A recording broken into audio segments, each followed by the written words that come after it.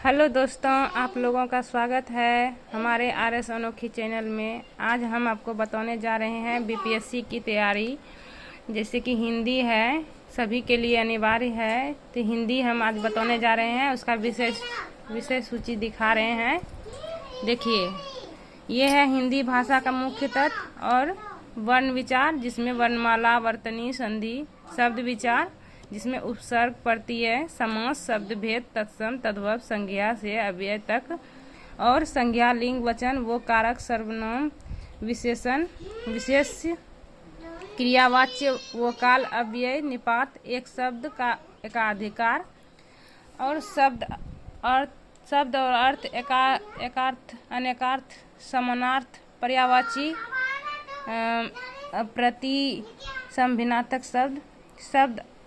शब्द और अर्थ, विशिष्ट, संख्यावाची, उनार्थक, विपरार्थक, विलोम, श्रुति संभिन्नार्थक शब्द, अनेक शब्दों के एक शब्द, रिक्त स्थानों की पूर्ति करें, वाक्य में रिक्त स्थानों की पूर्ति, अनुच्छेद में रिक्त स्थानों की, वाक्य विचार, वाक्य भेद, विराम चिन्ह, वाक्य शुद्धि, मुहावरे, लोकोक्तियां, कहावतें, क्रमबद्ध, वाक्य में क्रमबद्ध, अनुच्छेद में क्रमबद्ध, पाठ, बोधन, छंद, विचार, शब्द, शक्ति, रस, छंद, अलंकार, ये सब आते हैं। और ये है व्याकरण के अंतर्गत। और इसके आगे हम जो है साहित्य खंड भी पढ़ेंगे। हिंदी साहित्य मुख्य तत्व सबसे पहले व्याकरण करेंगे, जिसमें जो है सबसे पहले हिंदी भाषा का मुख्य तत्व है।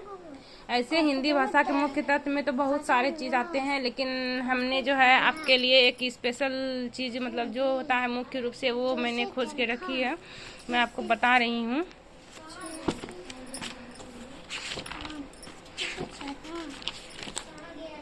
देखिए, ये है, मैं बना के रखी हूँ हिंदी भाषा की उत्पत्ति और विकास।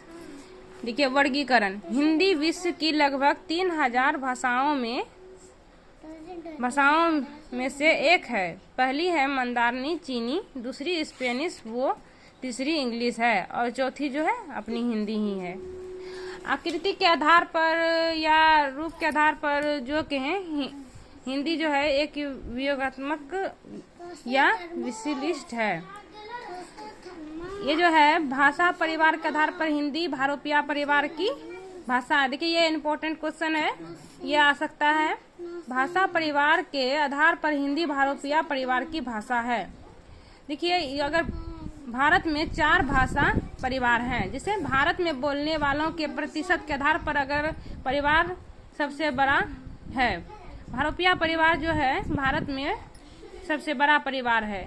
देखिए, यहाँ क्या था, हिंदी विश्व की लगभग 3000 भाषाओं में बोली जाती है, जिसमें चौथा स्थान है। लेकिन अगर अपने भारत में देखा जाए तो 4 है, 4 भाषा है, जिसमें कि सबसे ज्यादा भारोपिया परिवार वाले भाषा बोले जाते हैं। देखिए, भाषा परिवार जो है 4 हुआ, भारोपिया, द्रविड़, अस्ट्रिक और चीनी तिब्बती। भारोपिया जो है 73% है, द्रविड़ 25%, 25% है, अस्ट्रिक 1.3% है, चीनी तिब्बती 0.7% है।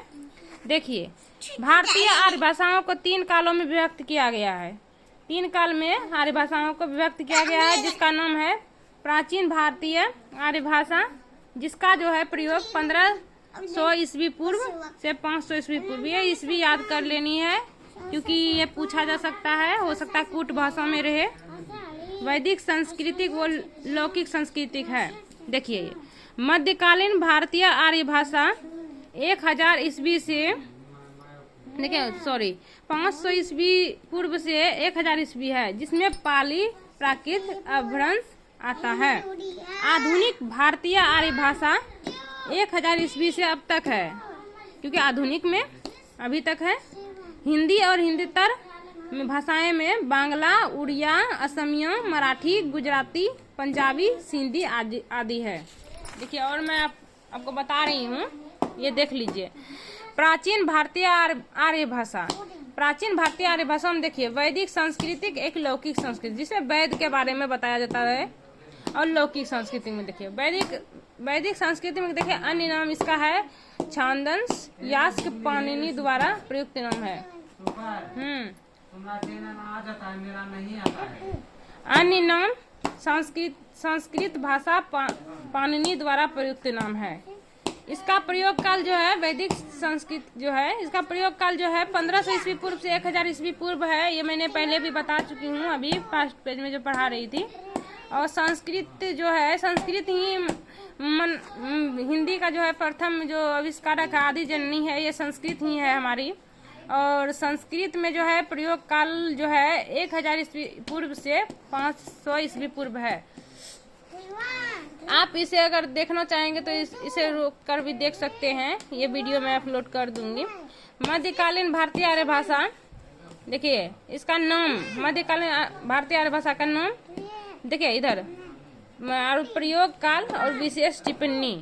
प्रथम प्राकृतिक काल जो पाली है 500 ईस्वी पूर्व से 1 ईसा पूर्व है। भारत के प्रथम देश भाषा भगवान बुद्ध के सारे उपदेश किस में है? पाली में है। देखिए ये भी पूछ सकता है कि भगवान बुद्ध का जो है उपदेश किस चीज में है, तो ये पाली में है। द्वितीय प्राकृतिक काल प्राकृत 1 ईस्वी से लेकर 500 ईस्वी तक है, ये याद रखना है। भगवान महावीर के सारे उपदेश किस में है? प्राकृत में है। ये भी पूछ सकता है क्वेश्चन, इसलिए याद रखना है। देखिए रेड में जो लिखी हूँ ये इम्पोर्टेंट ही है। और तृतीय प्राकृतिक काल है अपभ्रंश, अपभट्ट। देखिए अपभट्ट का उतना चलन नहीं है, अपभ्रंश का है 500 ईस्वी पूर्व से 1000 ईस्वी है। और अपभट्ट 900 से 1100 ईस्वी पूर्व है, जिसको संक्रमण कालीन या संक्रांति कालीन भाषा, लेकिन अपभ्रंश ही मुख्य रूप से चलता है। और जो है मैं आपको बताने जा रही हूँ आधुनिक आर्य भाषा। ठीक, आधुनिक आर्य भाषा ये क्या था? प्राचीन भारतीय आर्य भाषा था, और ये था मध्यकालीन भारतीय आर्य भाषा था। ये है आधुनिक भारतीय आर्य भाषा। देखिए मैं आज जो है हिंदी का जो है मुख्य तत्व कैसे उत्पत्ति हुआ वो मतलब मैं बता दे रही हूँ, फिर मैं आगे चलूंगी वर्ण के बारे में बताऊंगी आपको। ये देखिए आधुनिक भारतीय आर्य भाषा जो है 3 काल में व्यक्त हुआ। कैसे? प्राचीन हिंदी में, मध्यकालीन हिंदी में और आधुनिक हिंदी में हुआ है। देखिए प्राचीन हिंदी का ईस्वी जो है 1100 ईस्वी से 1400 ईसा पूर्व ईस्वी है, सॉरी 1400 ईस्वी से 1850 ईस्वी है। देखिए फिर 1850 से अब तक है। हिंदी भाषा का आदि जननी किसे माना गया है?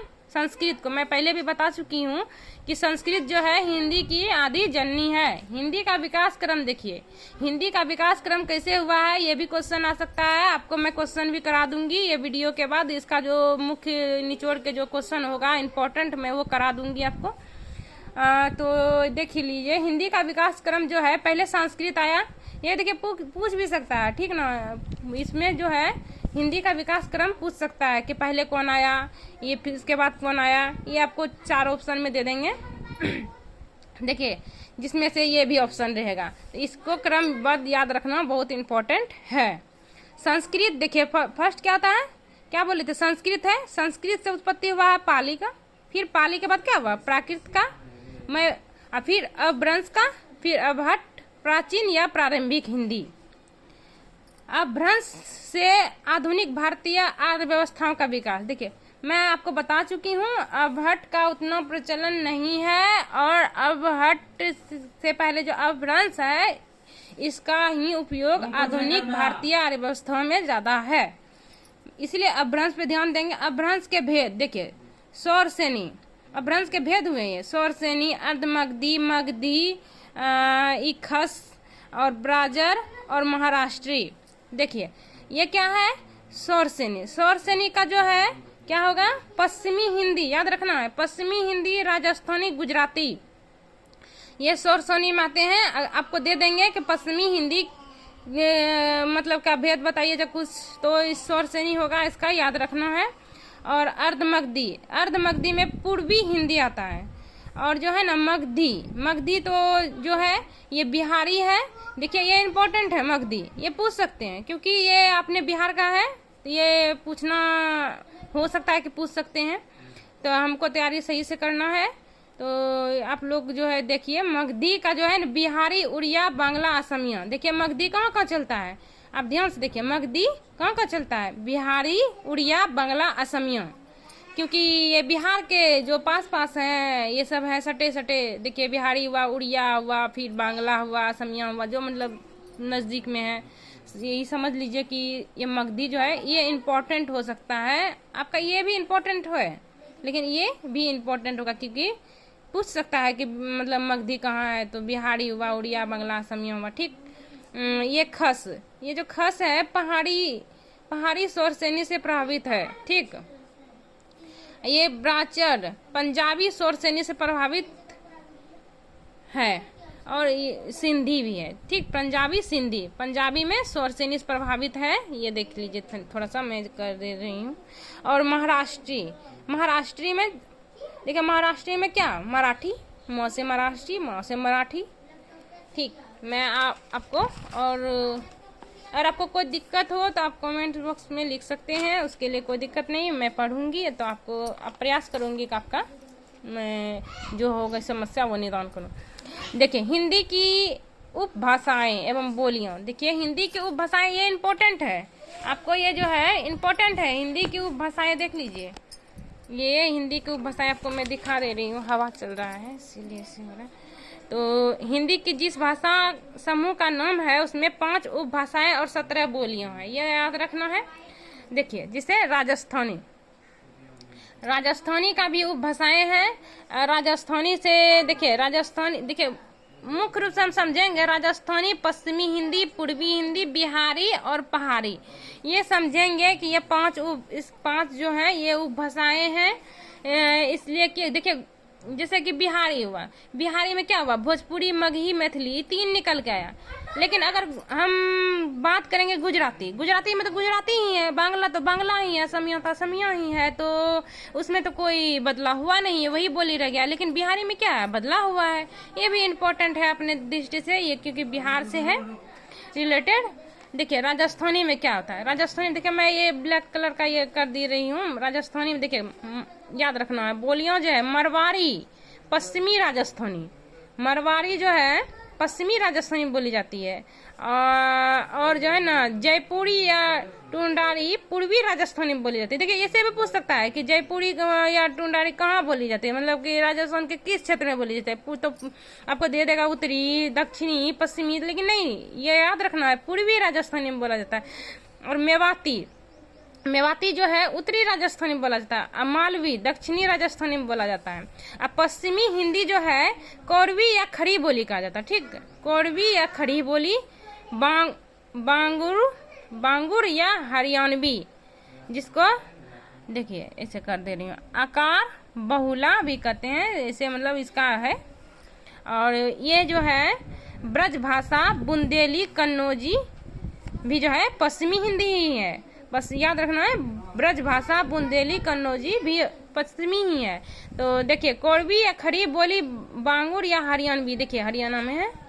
और ये जो ब्रज भाषा बुंदेली कन्नौजी है ये याद रखना है, ये उत्तर प्रदेश में है। ब्रज भाषा बुंदेली और कन्नौजी ये कहाँ है, उत्तर प्रदेश में है।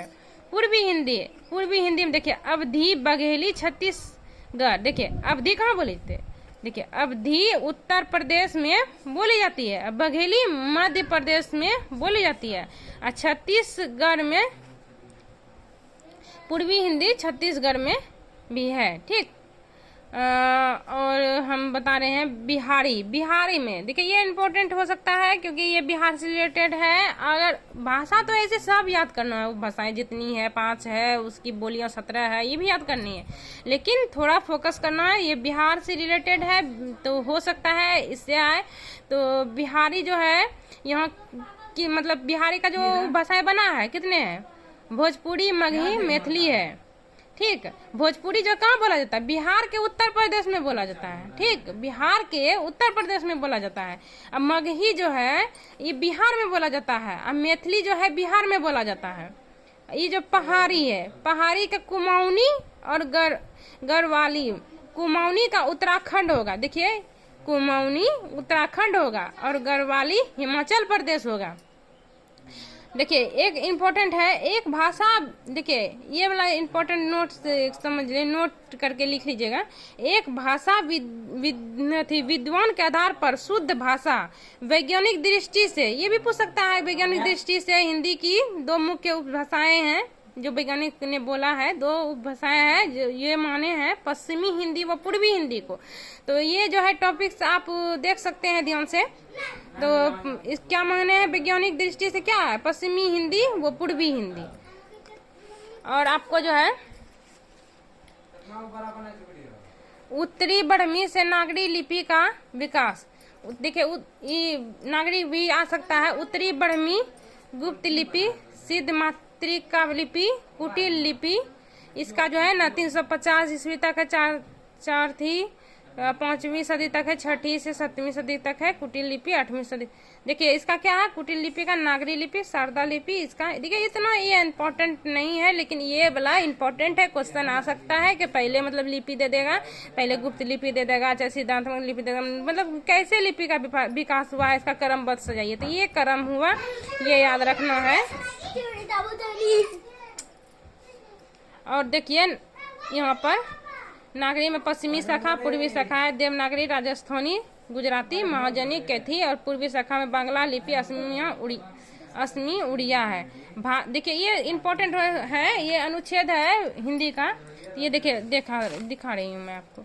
देखिए भारतीय संविधान में किन अनुच्छेदों में राजभाषा का संबंधी प्रावधानों का उल्लेख है। देखिए 343 से 351 तक है, और अनुच्छेद 351 से राजभाषा विषयक उपबंध में सर्वाधिक महत्वपूर्ण है, क्योंकि इसमें हिंदी भावी स्वरूप के विकास के प्रकरण है। देखिए ये अनुच्छेद भी इम्पोर्टेंट है, ये अनुच्छेद भी इम्पोर्टेंट है, आप देख लीजिए। देखिए और लास्ट है ये, देखिए लास्ट में मैं ये बता दे रही हूँ, बहुत लंबा वीडियो बन जा रहा है। राष्ट्रभाषा आंदोलन, हिंदी आंदोलन संबंधित धार्मिक सामाजिक संस्थाएं, नाम का देखिए ब्रह्म समाज कलकत्ता में हुआ है, और 1828 ईस्वी में राजा राम मोहन राय ने इसकी स्थापना की थी। और प्रार्थना समाज बम्बई 1868 ईस्वी में हुआ है। आत्मारंग पांडुरंग, ऐसे भी याद रख सकते हैं। प्रार्थना समाज तो आत्मा से किया जाता है, भगवान का कुछ भी किया जाता है तो अपने आत्मा से अंतर ध्यान से किया जाता है पूजा, तो आत्मारंग पांडुरंग है। आर्य समाज बम्बई से 1875 में दयानंद सरस्वती जी ने की है। थियोसोफिकल सोसाइटी अंडयार मद्रास 1882 में कर्नल H.M. अलकाट एवं मैडम बलवास्की ने की है। सनातन धर्म सब भारत धर्म महामंडल 1902 में नाम परिवर्तन वाराणसी 1895 इसमें पंडित दीनदयाल शर्मा ने की है। और रामकृष्ण मिशन ने भेलूर 1897 ईस्वी विवेकानंद। देखिए ये भी इम्पोर्टेंट हो सकता है, रामकृष्ण का भी ये पूछा जाता है, और इधर ये भी जो है इम्पोर्टेंट हो सकता है। तो आप ये सब देखिए, आपको कैसा लगा वीडियो, लाइक करें, कमेंट करें, शेयर करें, और मेरे चैनल पे नए हैं सब्सक्राइब करें। थैंक यू, धन्यवाद।